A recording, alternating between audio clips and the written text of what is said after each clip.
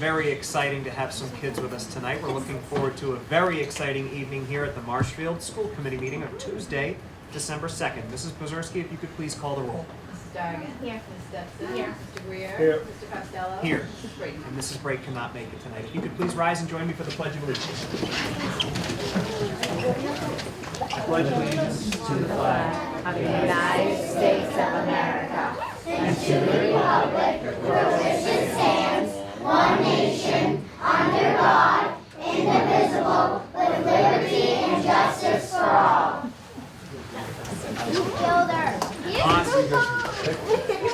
I think they're saying you forgot the peace builders. Oh, I have not forgotten the Peace Builders Pledge. Do you guys want us to stand for the Peace Builders Pledge? Let's stand for the Peace Builders Pledge. And we'll all put our I am a peace builder. I pledge to praise people, To give up put downs, to seek wise people, to notice and speak up about hurts and cause, to right wrongs, to help others. I will build peace at home, at school, on the bus, and in my community each day. Nicely done, man. Yes, South River adds even more things where you'll be a peace builder, and we love that. What else was added there, Mr. Bay? I heard on the bus. The playground. The On the playground, that's a good one. That's a good one. Yeah, it's an important thing. Okay. Well, as you can see, folks, we have a very fun spotlight on excellence today, and we're going to open our meeting with that. So I'll turn it on over to you, Principal Baird. Thank you very much for having us at South River. Thank you. You can see I have some very special guests today. Is this the most kindergartners that have ever been to a school committee Absolutely, meeting? it's not even close. All right, this is amazing. First of all, I just wanted to introduce our kindergarten team, and then a few of the teachers are going to go with the kindergartners to get set up while we bore you adults with some slides and kind of talk a little bit more. But we are here to share a new thing that we've started at South River called Labs, and we started it in kindergarten. Labs is part of our EL curriculum. It's part of our new reading adoption, but it's sort of a supplemental part. And this really came from this group of amazing people behind you. They have been collaborating since last school year to actually do this, making time in their schedule, making the schedule so that all of the teachers are available at the same time, which is really why this is so key. So even with just 2 classrooms of kids, it takes all these adults to make this happen. So we'll share a little bit more about that. But I just want to introduce Mrs. Clavadasher. She's our EL teacher. Mrs. Figueredo, or better known as Mrs. Fig, who is our special education teacher for grades kindergarten and 1. Mrs. Williams, one of our kindergarten teachers. Mrs. Habel, another one of our kindergarten teachers. Mrs. Gable, our reading specialist, and then we have both of our reading coaches here, so Mrs. Silver and Mrs. Murphy. So thank you so much. So if our kindergarten teachers and kindergartners, do you want to stand up and give everybody a big wave? You're the real stars of the show today, so. All right, we're going to do all the boring stuff. We're going to do the boring stuff, the adults. You guys are going to get to go start doing your labs, and we're going to come in and watch, okay? All right, we'll see you in a minute. We'll see you in about 5 minutes, okay?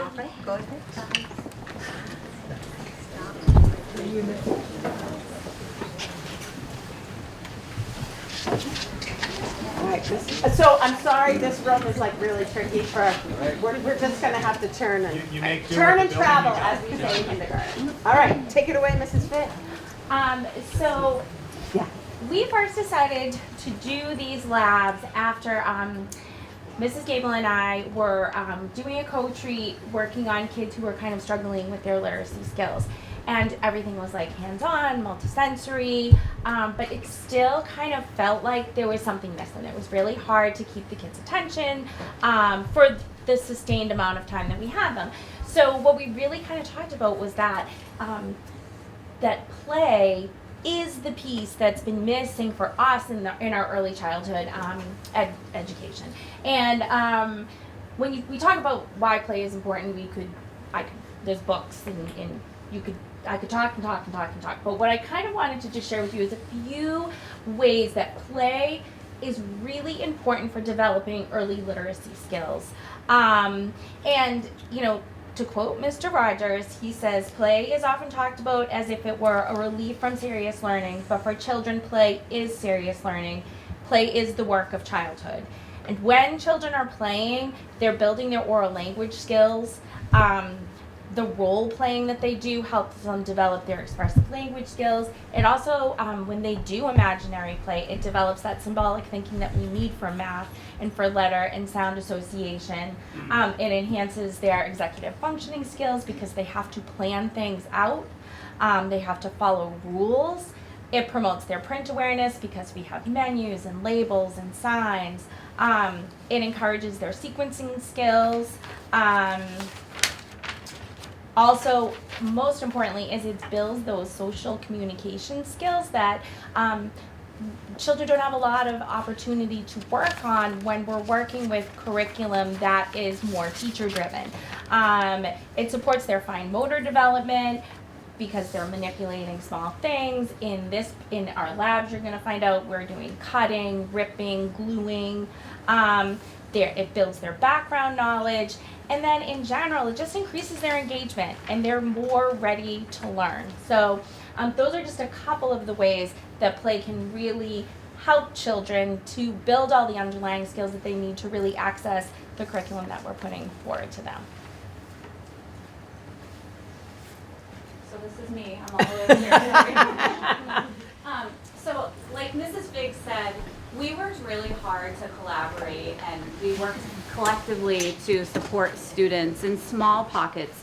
We pulled them together in the reading room. But we knew that all children deserve this opportunity to work on their social skills, to work on their fine motor skills, to work on speech and oral language development and vocabulary. And we knew that there was this opportunity with our new EL curriculum. So that's our literacy curriculum that Marshfield adopted last year. In the lower grades, there is this portion of the curriculum called labs.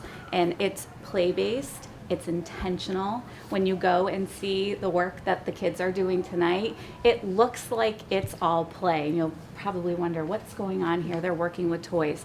Their first module in EL is around toys, and what better way to engage kindergartners in the beginning of the year to talk about what they know best.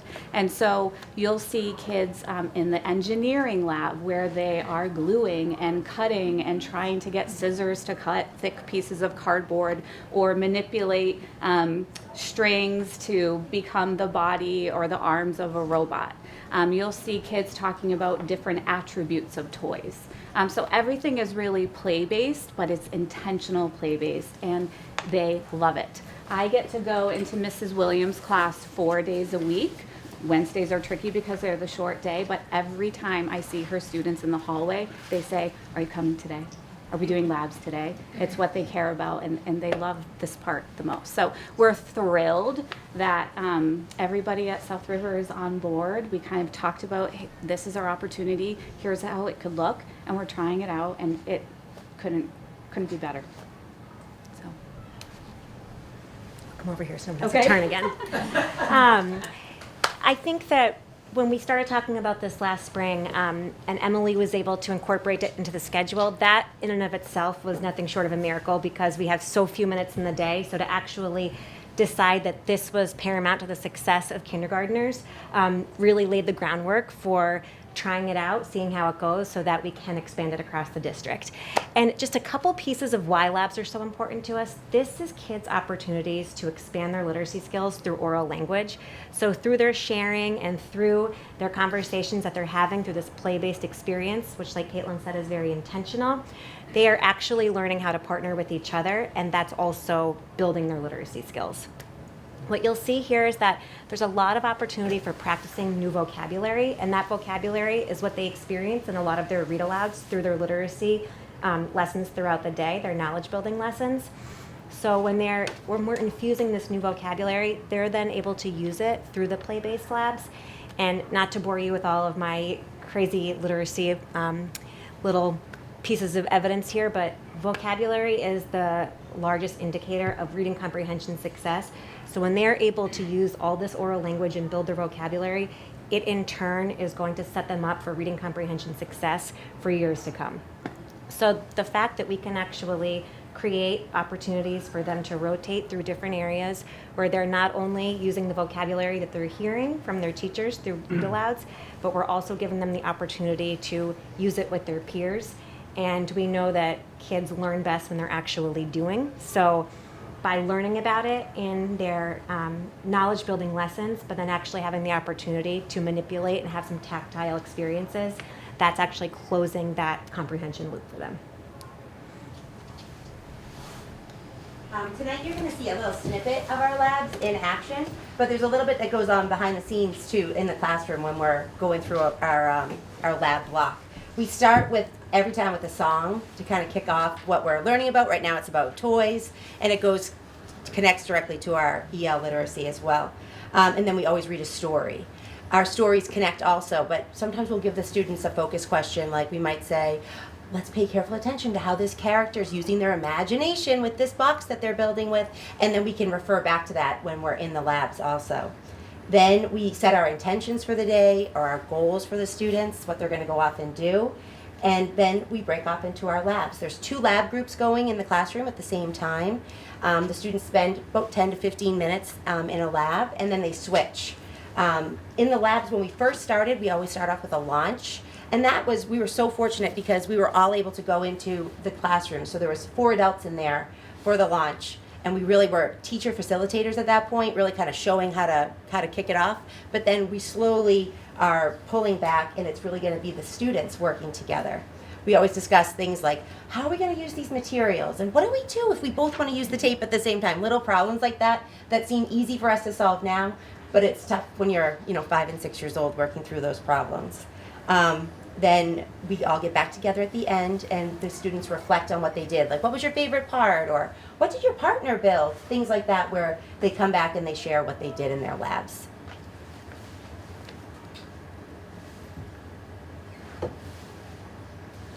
Can't really see. So the structure of labs stays the same.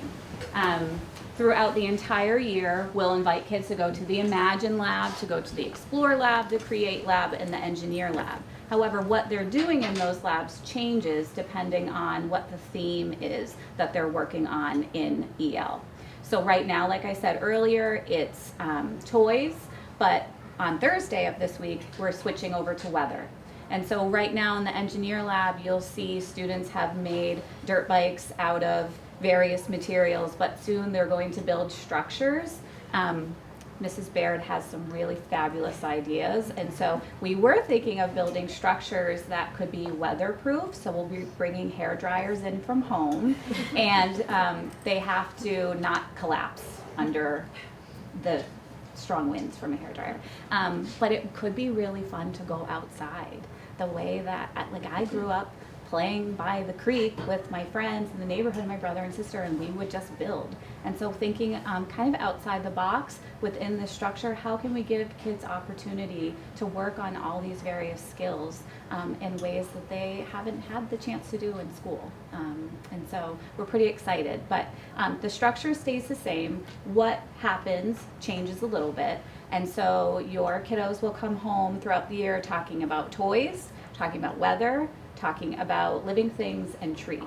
And I assure you, we can make trees exciting. So. All right, I think you guys need to go set up, so I'll finish. Okay, so I just really wanted to give a huge shout out. This really, I said they're gonna miss all of my accolades, but this would not have happened without all of these people, and some of them I didn't even get to mention, but our specialist teachers are involved, which you'll see in a minute. One of our music teachers, but art is getting involved, PE is getting involved, so it will really be cross-curricular in what they're doing, but then also so they can be working on similar skills. Our special education support professionals who are working in the classrooms. It looks so simple when you go see it, but it's like there's so much behind it and so much planning that has gone into it, and will continue as they grow. And the teachers every day will be like, what about this? Can we ask families, we need a kitchen, we need a store, we need a this, we need a that. Like, there are some pieces that they need. So I'm like, well, I think if we ask, we will get it. So, but they're really excited about it too. So it's kind of nice to see them so excited and engaged in what the kids are doing. And I think in all of our guts, it's like, this is what they should be doing, and this is how, I think it just feels right. And I think that's why we're all so kind of charged up about it. So I just wanted to give them all a shout out. And here's just a little snippet from your kids.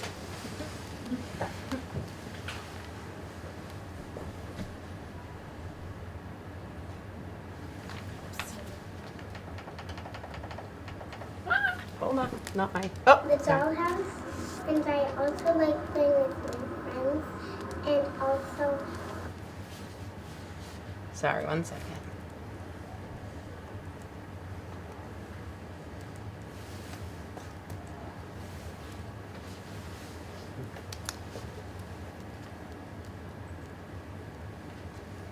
I like playing with blocks and the dollhouse, and I also like playing with my friends, and also playing with all of the engineering stuff. All of the engineering stuff? Mhm. Thank you so much, Audrey. I like playing blocks with Audrey. And I like building with Janaya at the engineering station. And I really love arts and crafts. Wow. My favorite part of our labs is imagining and playing with my friends while I do Imagine Lab. And what do you like to play with your friends in the Imagine Lab? I like being a doctor and taking care of them.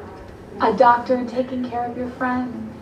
One of my favorite parts, I like to go to all the arts and crafts, and I like playing with my friends. Me and Teddy made this awesome Santa sleigh in the engineering lab when we used it to like Santa's sleigh and build Santa, and I tied some mistletoe together with pipe cleaners. Wow. My favorite part of the Imagine Lab is to share with my friends and dress up with them. To share with your friends and dress up with them? What are some things you share in the Imagine Lab? I show them the tools from the doctor one. Thank you, Jasmine. My favorite part of the lab is toys. What do you like to do with the toys? Fair. You like to share the toys? Yeah. What toys do you share? I fair with my friends. So we're just about ready to go, but we just wanted to show you how the kids start their lab each day. And this is our music teacher, Mr. Larson.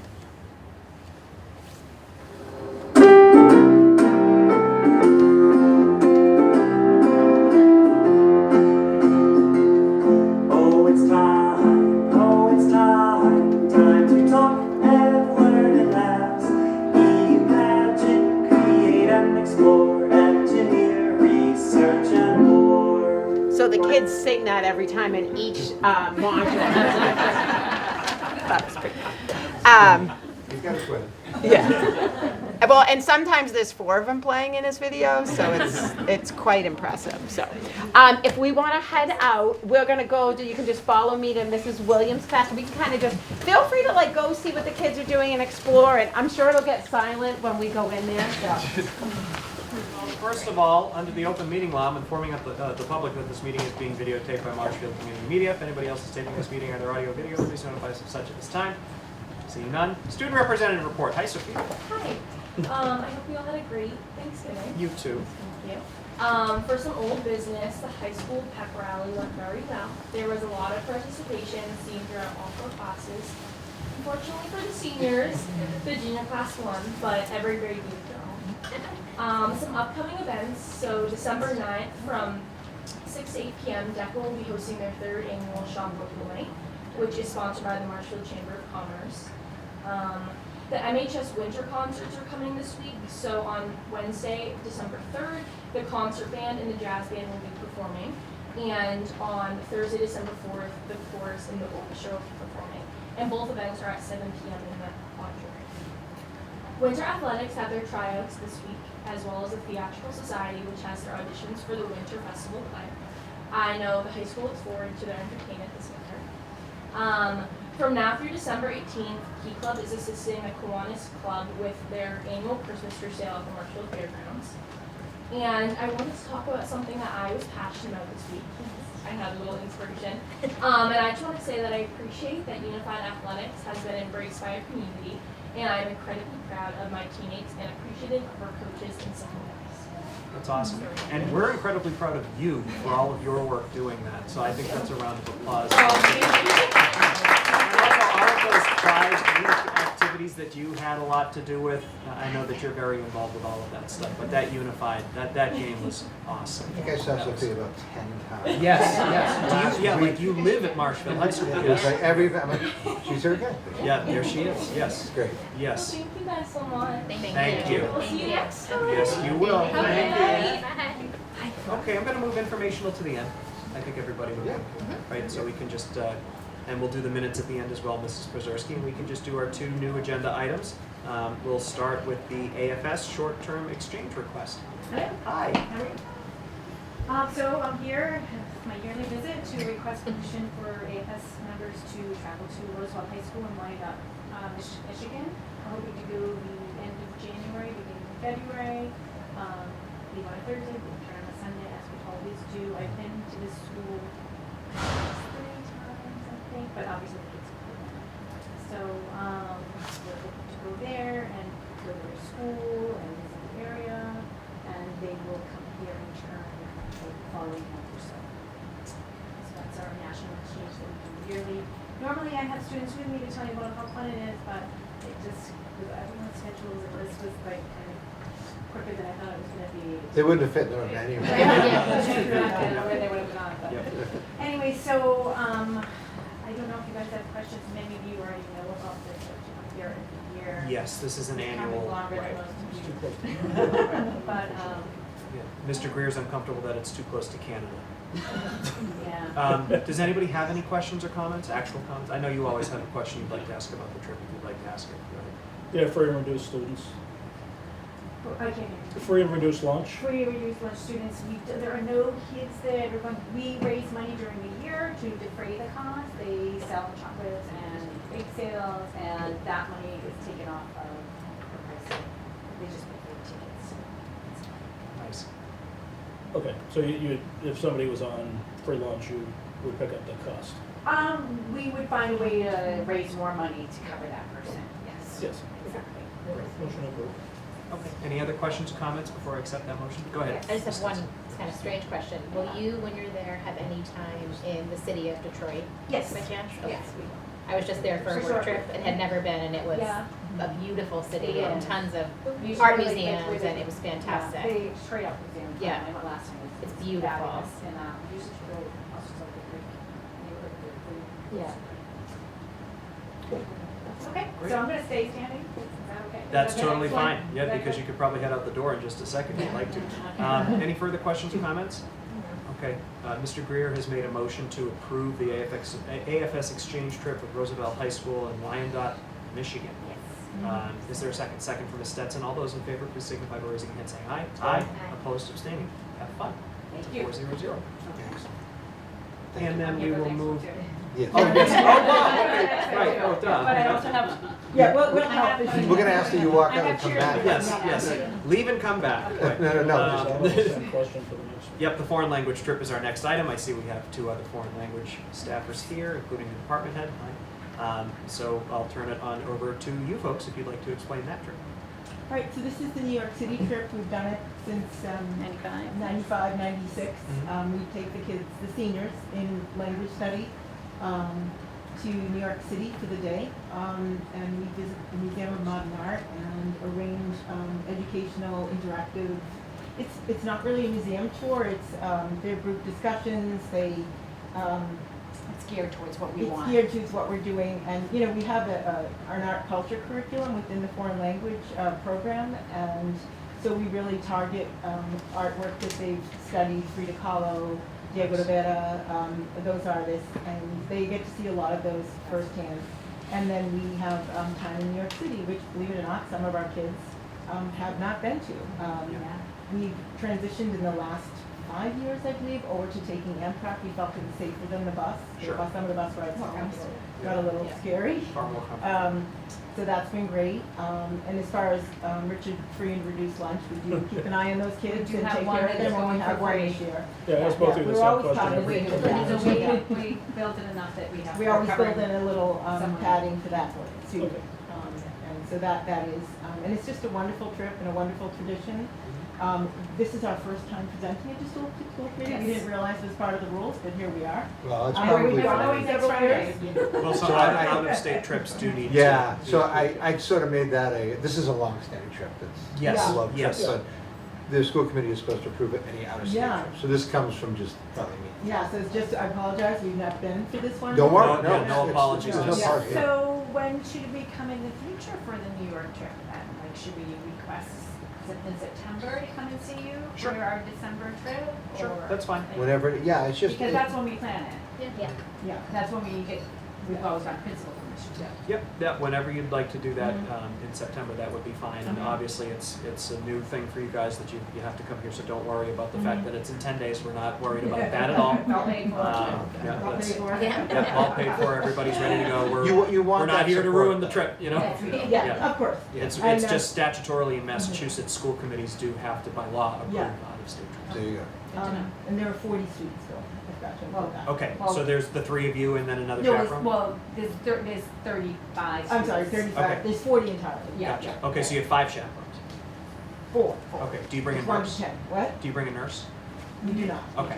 Well, it's not overnight, right? No. It's not overnight, yeah. Motion approved. Okay, Mr. Cruz made a motion to approve. Does anybody have any questions or comments before I accept the motion? I just love that you go in December when New York City, I don't know, it's the That is best awesome. time to Oh, go, great. so I love that. My first time in Let's New look York forward City to it. was in Yeah. December Well, yeah. of like 2012. And it's funny, we were talking about it at lunch today, and Jen Despier, who's here tonight, Yep. she was one of our first trip. Yeah. teachers, Oh, how so cool is She that? remembers it, yeah. Nice. That's nice. I was not good enough at Spanish to go. Oh, I'm sure that's it. Oh, You can ask Jen Despier. I'll second. Okay, second has been made by Mrs. Dargan. All those Thank you. in favor, please signify by raising your hand saying aye. Aye. Opposed, abstaining, 400 as well. Have a great time. Show us some Thank you. pictures. Yeah, Both thank you trips, so thank much. you. Yeah, thank you. Okay, we've reached the point of the meeting for public comment. Does any member of the public wish to address the committee at this time? Okay, seeing none, we've reached the point of the meeting for our MEA president to give us his update. Mr. Raymond, thank you I'm for gonna move allowing us over. to take those folks. Move over 3.5 feet so I can see you all. So good evening, everyone. Hope you had a good Thanksgiving. Hope it was restful and caloric. So as always, What did the restaurant? caloric. Oh. Full of adjectives. You're an English teacher. I try to be. And thank you as always for giving time on tonight's agenda.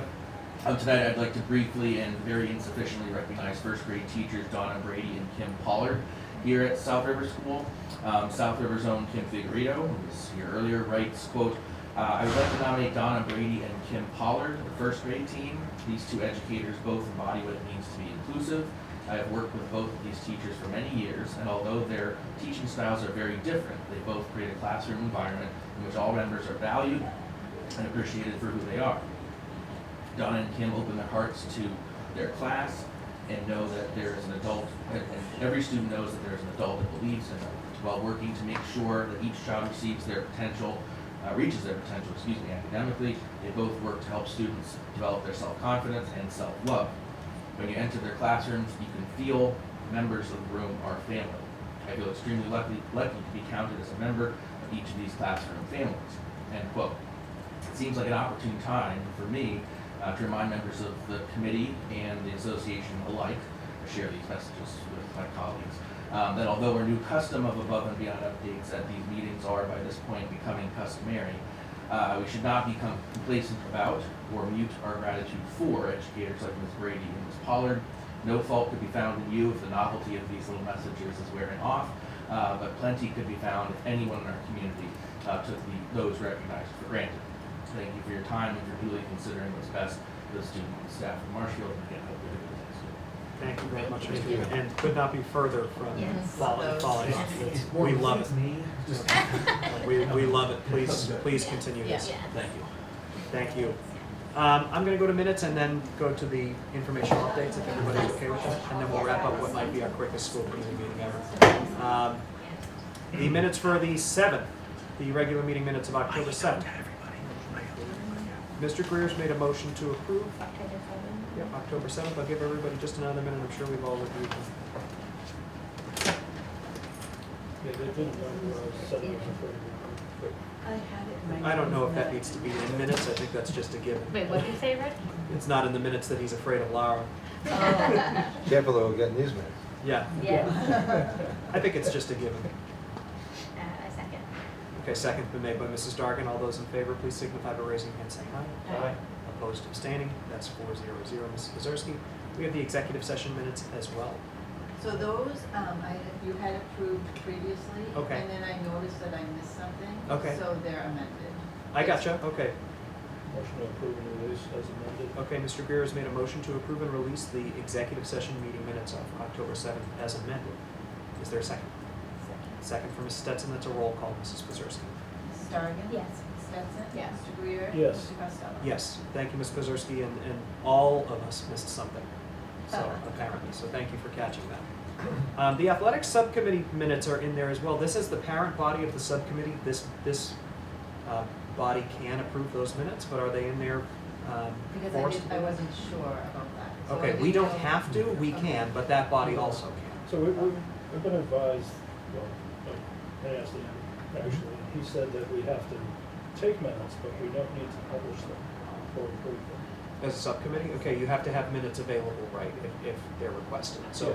the minutes are good, we don't need to, as this body, we don't need to approve those. That's only typically done if the If the corresponding body can't do it. Okay, So, all right. no need for us to do that, but thank you for providing them. Okay, informational update, Dr. Solomon. Yeah, so I want to start off by thanking Principal Baird. Yes. And group for their efforts. That was spectacular. That's the most adorable spotlight on excellence we've ever Yeah, had. That was awesome. And I was fortunate Principal Baird was able to take me and see it live in action last week, and it was great. I mean, Yeah. the amount of planning that went into that Mhm. is remarkable. Also, the idea of the power of play, just to emphasize again, it's kind of drawn out of the kindergarten curriculum a bit in recent years with that new curricula. It's great to see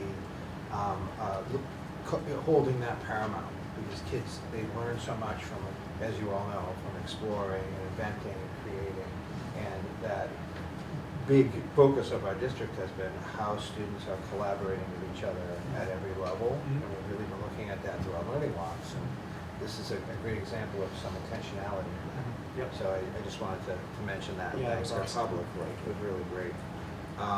Couple of things happening. We had as Sophia might have mentioned it, we had a fantastic productions of Clue throughout the, I was able to see the matinee on Saturday, and it was spectacular. I think we have a parent in the room of one of the young actresses in the play. I'm very biased. Oh my God! Oh yeah! I didn't see the show. I just 5 seconds of So fame Sean, this up is there. called playing to my Those are the audience. best 5 seconds. This is my audience, and no, both Mr. Raymond and Mr. There you go. Look at that, 2 for 2 in the audience right now. And my son was off and it was nothing.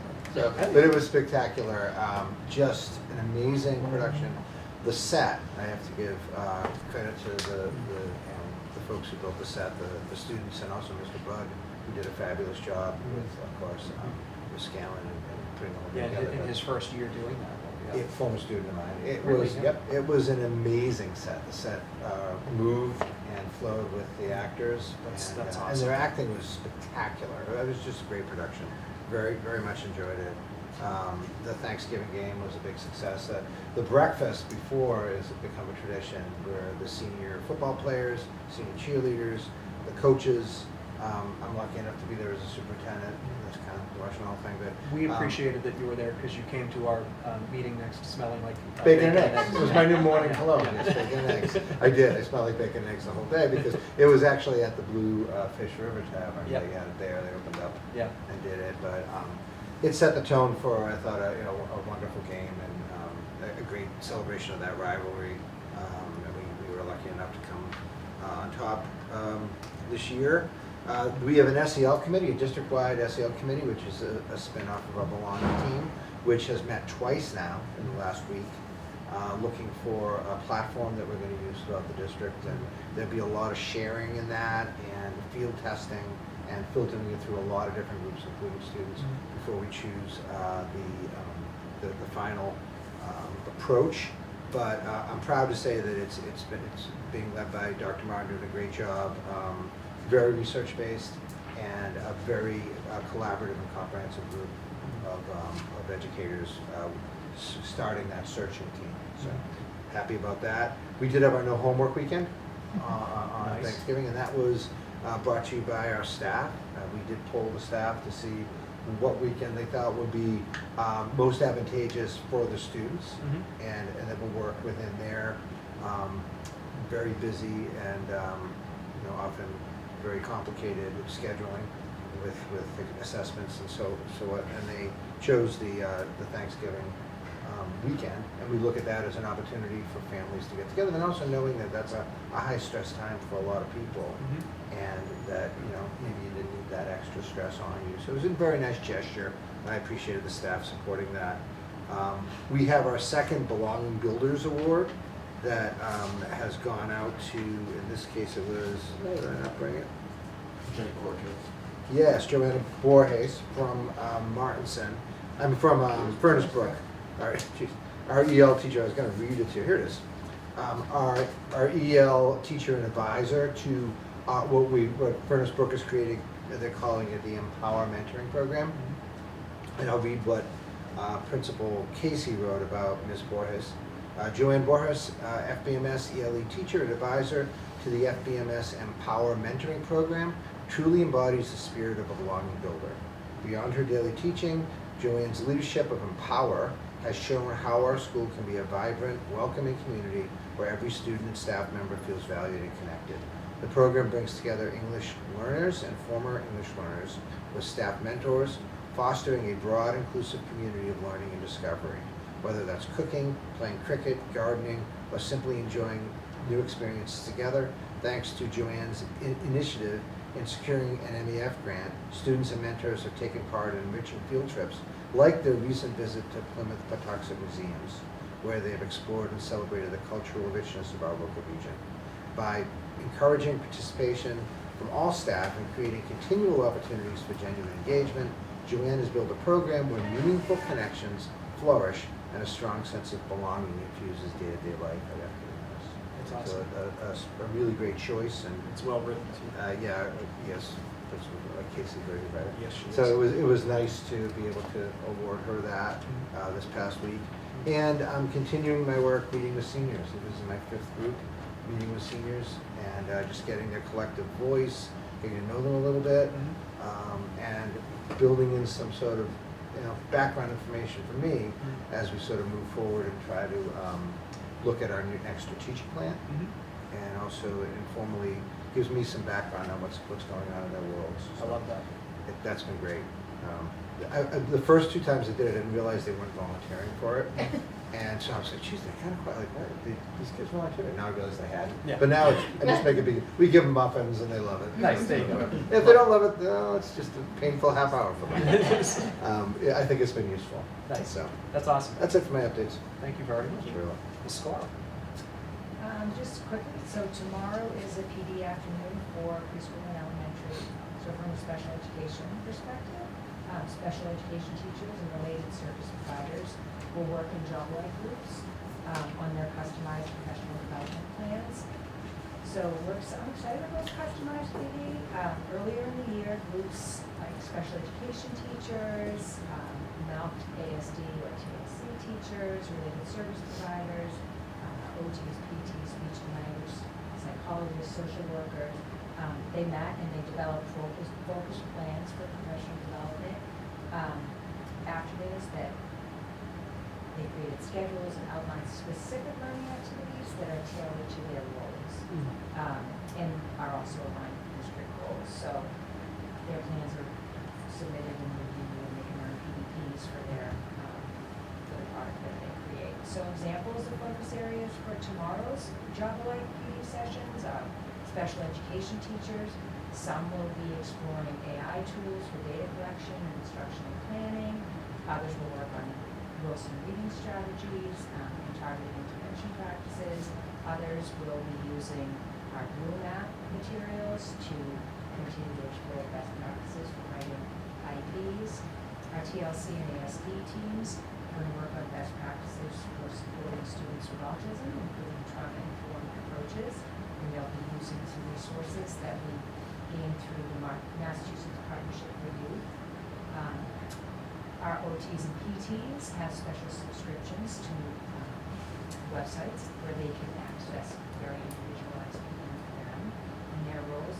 Psychologists will begin training on the Dallas Kaplan Executive Functioning System. Social workers are going to be strengthening school mental health systems, reviewing crisis team structures, and participating in webinars again through the Massachusetts Partnership for Youth. So customized PD is so important because the approach allows each of these specialized groups to focus on the skills and the tools and the practices most relevant to their roles and their students. In some districts, related service providers and special education, they just participate in whatever in the general PD, and it's just not as meaningful. So by designing learning that is directly connected to daily practice, staff build deeper expertise, they strengthen their collaboration within their discipline, and they enhance the quality and consistency of what they're providing for students across the district. In general, they go to Martinson, so people from different schools are able to collaborate.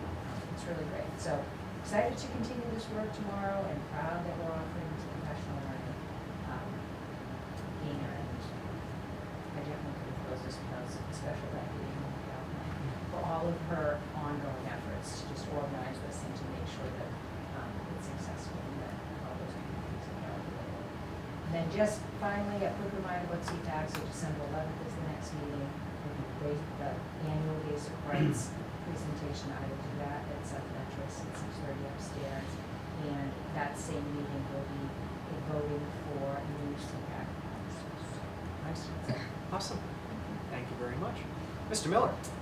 Just one quick item. In your folders, I did put FY27 budget docs in there earlier today, so we'll probably have a chance to review them. But I did want to just talk it through real quickly. Dr. Sullivan and I are meeting with the interim town administrator and town accountant tomorrow to kind of kick off the fiscal year 27 process. We're obviously a bit behind from where we would typically be, so. We hope to get an idea of where the town revenue and fixed costs are, so we can start really getting planning for FY27. But 3 documents I just wanted to share with the committee because we're going to share these with the town leadership tomorrow. The first document is the fiscal year 25 and 26 unfilled vacancies. There seems to be a false narrative around town that the school district is not reducing with declining enrollment, and that's completely false. In 2 years, we've dropped almost 20 FTE and $1.64 million in salary. And we've done this very, very diligently, where no one has lost it. We haven't had to cut anybody. It's simply attrition and not filling vacancies when people retire or leave the district. So it's really important that that message needs to be known as we move into our fiscal 27 process. The other 2 documents kind of sum up our budget history. These are documents that have been in the budget binders previously, updated for this fiscal year. The district budget history over the last 21 years, an average increase of 2.39%. over 21 years. You can see in this document, one thing I did want to highlight was we did receive a 4.4% increase last year. We thank the town for that. We had additional funding right near the end. If you pay close attention to the bottom part, and I know Mr. Greer would be interested in seeing this, is that we have turned over the salary and expense percentages. For the first time in several years, our salary percentage is under 85%. And our expenses percentage is over 15%. That's a result of all the inflation that's basically happened and those 20 positions. So we're adjusting to where we are now as inflation hits us in transportation and utilities, etc. And the last document is the same document that's been around for 17 years, comparing the total town of Marshfield budget to the school district budget. And this is another important fact that seems to be lost when people start discussing the school district budget. Over the last 17 years, the education budget for the town has gone up 3.25%, where the total municipal budget has gone up 5.53%. So again, we need to make that point. We're going to make that point tomorrow with the town, and we're going to make that point as we go through this process, because we're at the point, everybody around the table here knows, we're at the point where we carried over 30,000 in circuit breaker, and we're reducing our revolving accounts to sustain, and it's not sustainable. So, we did get a nice increase. We're making adjustments, but there's still danger ahead if we don't continue this process. So, I just want to let the committee know. We're a little bit behind. Laura and Kendra and the budget subcommittee will be getting together at some point soon. Hope to have more information tomorrow. Yeah, we really wanted to hear from them first, then bring it to you. Yep. So I have a question just on that percentage of the education budget of the town. If we're looking at 17 years ago, the education budget in Marshfield was 56.76% of the town budget, and now it's 49.59%. This is the first year it's under 50%. In a time where other neighboring communities, but communities across Massachusetts, are continuing to see the share of their budget in town increase for how much they spend on public education, Marshfield is going down, and yet there are, unfortunately, some folks in this town, and some of them on certain boards in this town, who believe that we need to reduce our budget even further, not recognizing how much Marshfield has reduced our budget already, and how much Marshfield's public schools have taken a back seat in terms of priorities and how we fund things in this town. So that false narrative that you talk about is absolutely infuriating, because there's some folks in town, including the chair of our select board, who believes that we do not need to be spending as much as we're spending on public education. And I believe that's because they're not looking at the numbers. They're thinking with a narrative. And there's folks around town who absolutely need to look at the numbers and be intelligent about making certain decisions. So I look forward to working with our select board chair and the select board to emphasize that point. Knowing those folks, I very much hope they listen to us on that, and that they care about public education in Marshfield enough to recognize that that narrative that exists is false, and that our students deserve better, our educators deserve better, and our families deserve better.